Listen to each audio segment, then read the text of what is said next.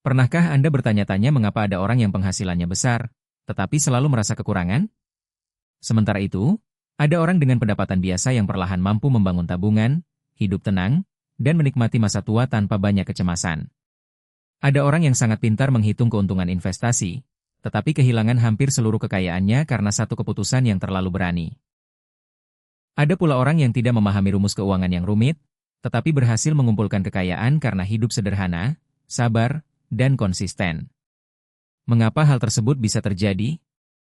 Karena keberhasilan mengelola uang tidak hanya ditentukan oleh kecerdasan. Uang bukan sekadar persoalan matematika. Uang berkaitan dengan kebiasaan, ego, ketakutan, kesabaran, pengalaman masa lalu, dan cara kita memandang kehidupan. Inilah gagasan utama dalam buku The Psychology of Money karya Morgan Housel. Buku ini tidak hanya menjelaskan cara mendapatkan uang. Buku ini membahas sesuatu yang lebih mendasar, bagaimana manusia berpikir dan berperilaku ketika berhadapan dengan uang. Melalui 19 cerita pendek, Morgan Housel menunjukkan bahwa keputusan finansial seringkali lebih dipengaruhi oleh emosi dan pengalaman daripada rumus atau pengetahuan teknis. Selamat datang di Level Up Your Mind baca buku. Simak hingga akhir, karena mungkin masalah keuangan kita selama ini bukan semata-mata kurangnya penghasilan, melainkan cara berpikir yang belum pernah diperiksa. Dua orang dengan nasib keuangan yang berlawanan.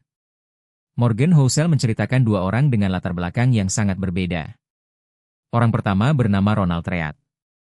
Ia bekerja sebagai petugas kebersihan dan pegawai pom bensin. Kehidupannya terlihat biasa. Ia tidak memiliki jabatan tinggi, tidak dikenal sebagai investor profesional, dan tidak menjalani gaya hidup mewah. Namun, Ronald memiliki kebiasaan sederhana. Ia hidup hemat. Ia menabung. Ia membeli saham perusahaan yang kuat. Kemudian ia membiarkan investasinya tumbuh selama puluhan tahun. Ketika meninggal, ia meninggalkan kekayaan jutaan dolar. Orang kedua bernama Richard Fuscone. Ia berpendidikan tinggi, bekerja dalam bidang keuangan, sukses, kaya, dan memiliki rumah besar. Namun, gaya hidup yang mahal serta keputusan finansial yang berisiko membuatnya kehilangan kekayaan. Ketika krisis datang, ia tidak memiliki cukup ruang untuk bertahan. Kedua kisah ini memberi pelajaran penting. Keberhasilan finansial tidak selalu ditentukan oleh seberapa banyak yang Anda ketahui, tetapi oleh bagaimana Anda berperilaku. Seseorang dengan pengetahuan biasa dapat berhasil jika memiliki kesabaran, kerendahan hati, dan disiplin. Sebaliknya, seseorang yang sangat cerdas dapat gagal jika dikuasai ego, keserakahan, dan keinginan mengambil risiko berlebihan.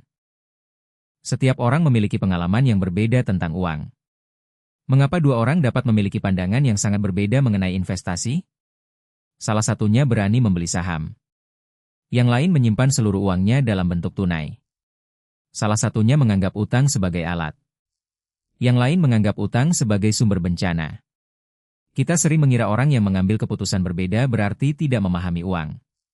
Padahal, mungkin mereka dibentuk oleh pengalaman yang berbeda. Seseorang yang tumbuh pada masa inflasi tinggi mungkin sangat takut terhadap kenaikan harga.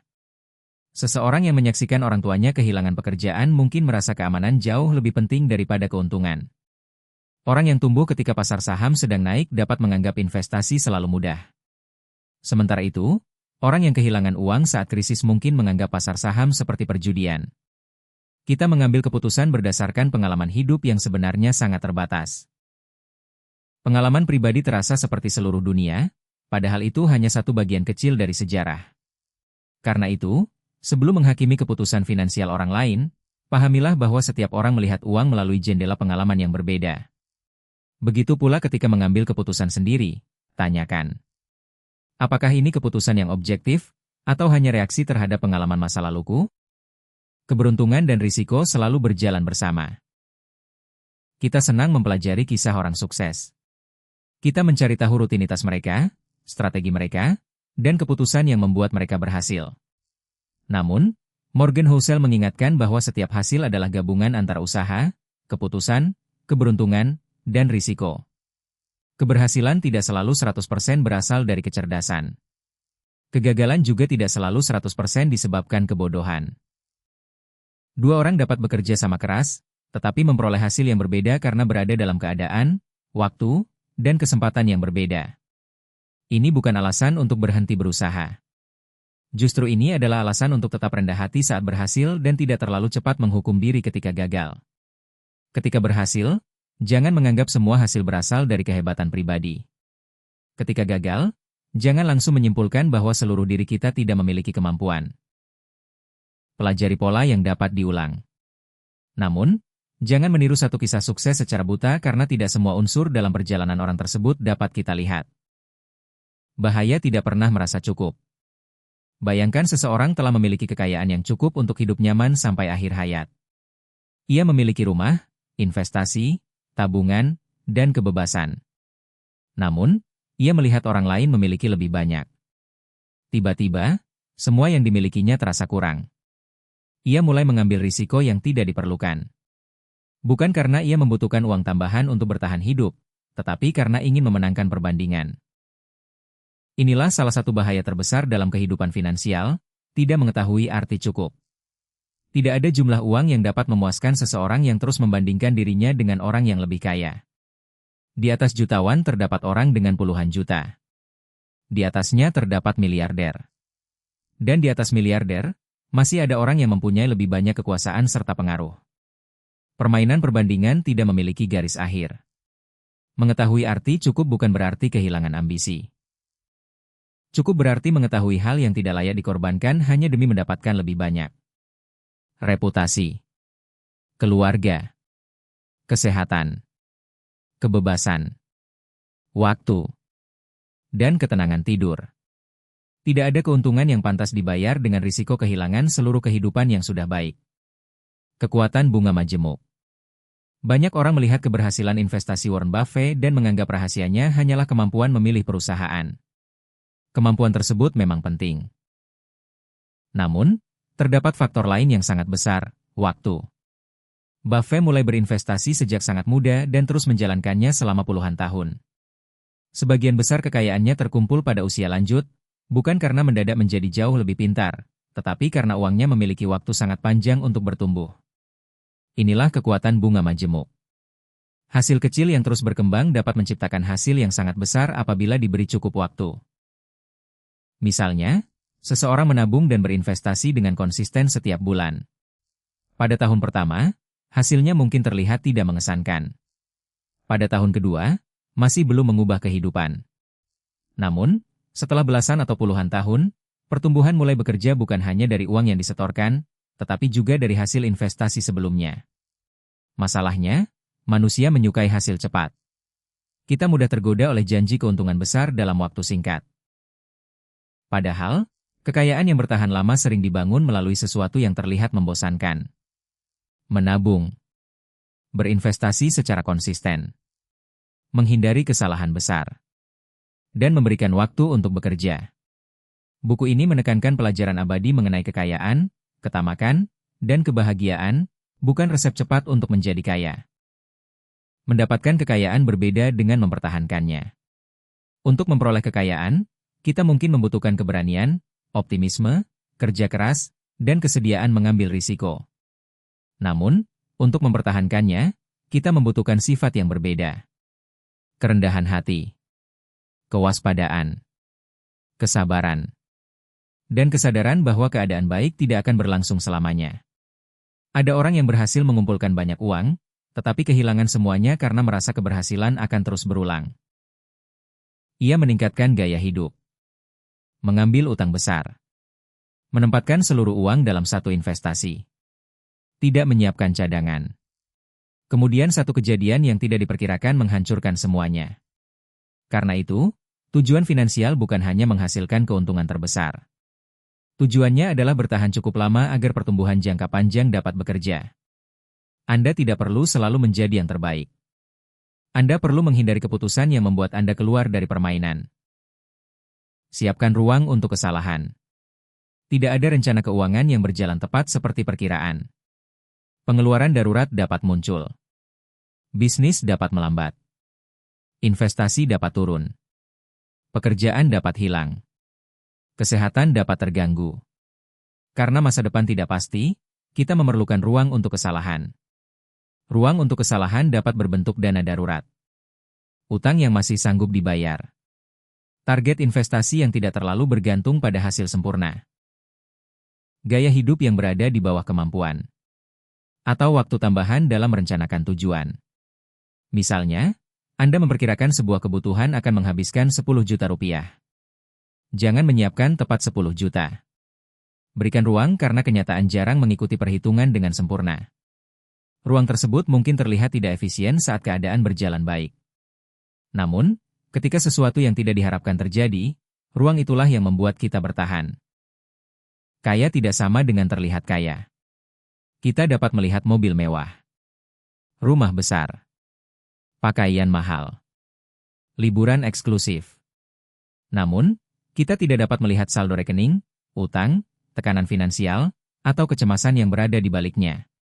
Ketika seseorang membeli mobil mahal, satu-satunya hal yang pasti terlihat adalah sejumlah uang telah keluar dari kekayaannya. Kita tidak mengetahui apakah ia benar-benar kaya atau hanya ingin terlihat kaya. Kekayaan sejati sering tidak terlihat. Kekayaan adalah uang yang belum dibelanjakan. Investasi yang terus tumbuh. Tabungan yang memberi rasa aman. Pilihan untuk tidak menerima pekerjaan yang merusak kesehatan. Dan kemampuan menghadapi keadaan darurat tanpa kepanikan. Ironisnya, banyak orang menghabiskan kekayaan untuk menunjukkan bahwa dirinya kaya. Padahal, semakin banyak uang dikeluarkan demi penampilan, semakin sedikit kekayaan yang sebenarnya tersisa. Nilai terbesar uang adalah kebebasan. Apa hal terbaik yang dapat dibeli oleh uang? Bukan mobil paling mahal. Bukan rumah paling besar. Bukan pula barang dengan merek terkenal. Nilai terbesar uang adalah kemampuan mengendalikan waktu. Memiliki cukup tabungan memberi kita pilihan. Pilihan untuk berhenti sejenak ketika lelah. Pilihan untuk meninggalkan lingkungan kerja yang tidak sehat. Pilihan untuk merawat keluarga. Pilihan untuk mengerjakan sesuatu yang bermakna. Pilihan untuk tidak menerima semua permintaan hanya karena takut kehilangan penghasilan. Kebebasan tidak harus berarti berhenti bekerja selamanya. Kebebasan berarti memiliki kendali lebih besar terhadap kapan, bagaimana, dan dengan siapa kita menggunakan waktu. Karena waktu yang dapat dikendalikan merupakan salah satu bentuk kekayaan yang paling dekat dengan kebahagiaan. Mengapa kita harus tetap menabung? Sebagian orang hanya mau menabung jika memiliki tujuan khusus. Untuk membeli rumah, membayar pendidikan, melakukan perjalanan, atau membeli kendaraan. Semua tujuan tersebut baik. Namun, menabung juga penting meskipun kita belum mengetahui untuk apa uang itu akan digunakan. Mengapa? Karena kehidupan penuh kejutan. Tabungan memberi jarak antara diri kita dan keadaan yang tidak terduga. Tabungan juga menurunkan kebutuhan untuk selalu memprediksi masa depan secara tepat. Semakin sedikit kita bergantung pada satu kemungkinan, semakin kuat kemampuan kita menghadapi perubahan. Menabung bukan hanya persiapan membeli sesuatu. Menabung adalah membeli ketenangan, pilihan, dan waktu. Lebih baik masuk akal daripada terlalu rasional. Dalam teori, keputusan finansial terbaik adalah keputusan yang menghasilkan keuntungan paling tinggi. Namun, manusia bukan mesin. Strategi yang sempurna di atas kertas belum tentu dapat dijalankan saat pasar turun, berita buruk datang, dan rasa takut meningkat. Karena itu, keputusan yang masuk akal dan dapat dipertahankan sering lebih baik daripada keputusan yang paling rasional secara matematis tetapi membuat kita tidak bisa tidur. Misalnya, seseorang mungkin mampu memperoleh hasil lebih tinggi dengan menempatkan seluruh uangnya pada investasi berisiko. Namun, jika penurunan kecil membuatnya panik dan menjual pada waktu terburuk, strategi itu tidak cocok untuknya. Rencana yang baik bukan hanya terlihat hebat ketika keadaan tenang. Rencana yang baik adalah rencana yang masih dapat kita jalankan ketika keadaan menjadi sulit. Gunakan uang sesuai kehidupan Anda. Tidak ada satu cara mengelola uang yang sempurna untuk semua orang. Seseorang mungkin menghargai rumah yang nyaman. Orang lain lebih menghargai perjalanan. Seseorang ingin membangun bisnis. Orang lain ingin memiliki waktu lebih banyak bersama keluarga. Masalah muncul ketika kita menggunakan uang untuk mengesankan orang lain, bukan untuk membangun kehidupan yang benar-benar kita inginkan. Kita membeli sesuatu bukan karena membutuhkannya, tetapi karena ingin dilihat. Kita mengejar penghasilan tertentu bukan karena memiliki tujuan, tetapi karena takut dianggap tertinggal. Sebelum membelanjakan uang, tanyakan. Apakah ini benar-benar meningkatkan kualitas hidupku, Atau hanya meningkatkan penilaian orang lain terhadapku? Uang yang digunakan sesuai nilai hidup dapat memberikan manfaat. Namun, uang yang digunakan untuk mengejar pengakuan biasanya hanya menciptakan kebutuhan baru. Langkah praktis yang dapat dimulai hari ini. Setelah mendengarkan ringkasan ini, mulailah dengan beberapa langkah sederhana. Pertama, tentukan arti cukup bagi kehidupan Anda. Berapa gaya hidup yang benar-benar dibutuhkan?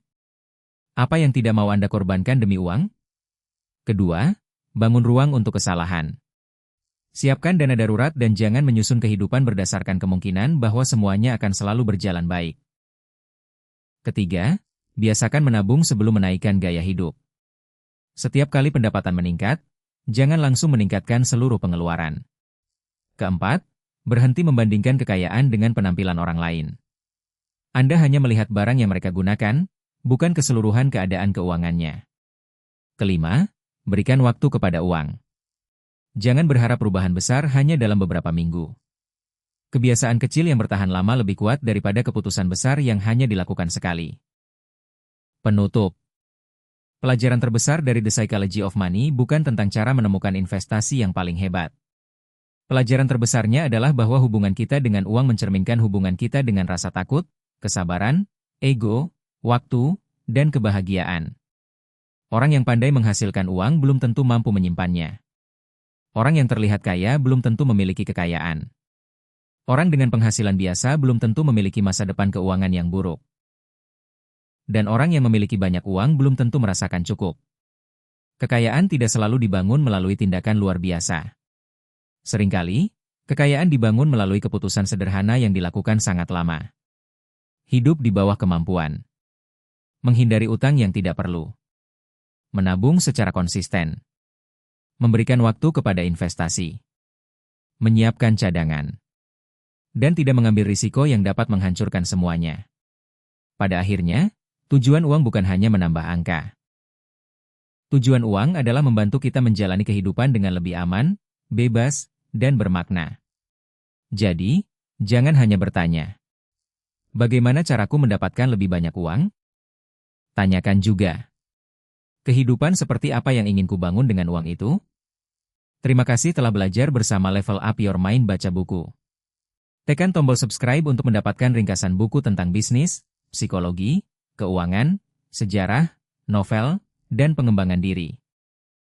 Bagikan video ini kepada seseorang yang sedang belajar memperbaiki cara mengelola uang. Tuliskan di kolom komentar. Menurut Anda, apa arti merasa cukup dalam kehidupan finansial? Sampai bertemu dalam ringkasan buku berikutnya. Baca gagasannya, kelola perilakunya, dan naikkan level hidupmu.